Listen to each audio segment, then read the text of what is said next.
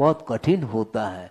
इसलिए चारित्र के क्षेत्र में आगे आने के लिए बहुत वैराग्य की आवश्यकता है, और वैराग्य के साथ उनके जीवन को देख करके ज्ञान सागर जी महाराज ने उनको बिना किसी का राय ले, क्योंकि सलाह देने वाले बहुत सारे लोग उस समय थे, गणमान्य लोग, उन्होंने कहा कि महाराज आप दीक्षित करो इस बालक को, किंतु क्रम से करें तो ज्यादा बेटर है। क्रम का अर्थ क्या है?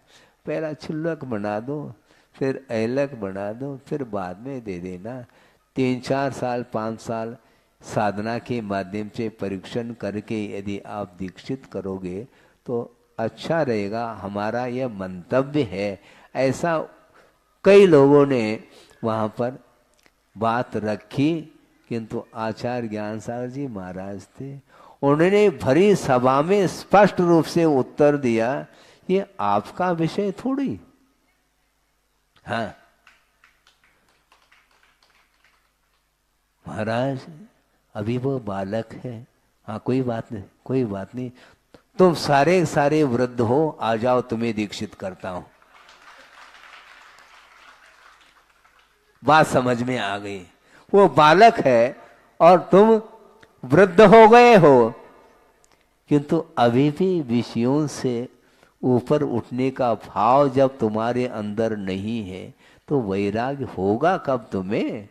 इसलिए तुम्हारी राय लेने की मुझे आवश्यकता इसलिए नहीं है कि इस बालक को मैं यदि दीक्षित नहीं करूंगा, ये ध्यान रखो, ये एकाकी हो करके जंगल में स्वयं दीक्षित हो सकता है, इसको कोई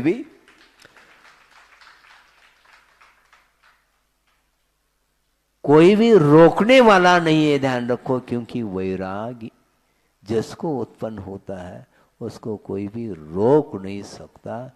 इसलिए हमने तय किया है इसको हम दीक्षित करेंगे, क्योंकि वस्तुतः आप लोगों को अनुभव नहीं है, आप लोगों को मुझसे ज्यादा अनुभव है, किंतु सांसारिक क्षेत्र संबंधी अनुभव अलग वस्तु, मोक्ष मार्ग संबंधी आपको अनुभव नहीं है।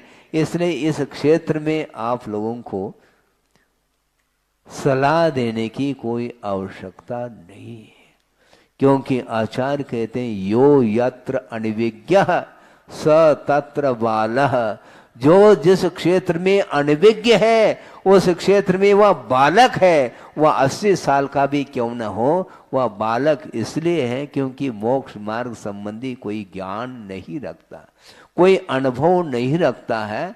इसलिए आपको सलाह देने की आवश्यकता नहीं, और ये दीक्षा संपन्न होगी।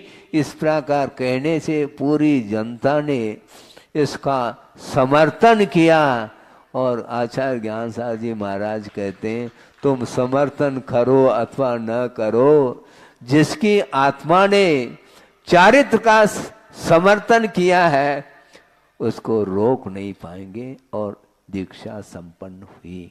कहने का अर्थ यह है कि ज्ञान अलग वस्तु और चारित्र अलग वस्तु है।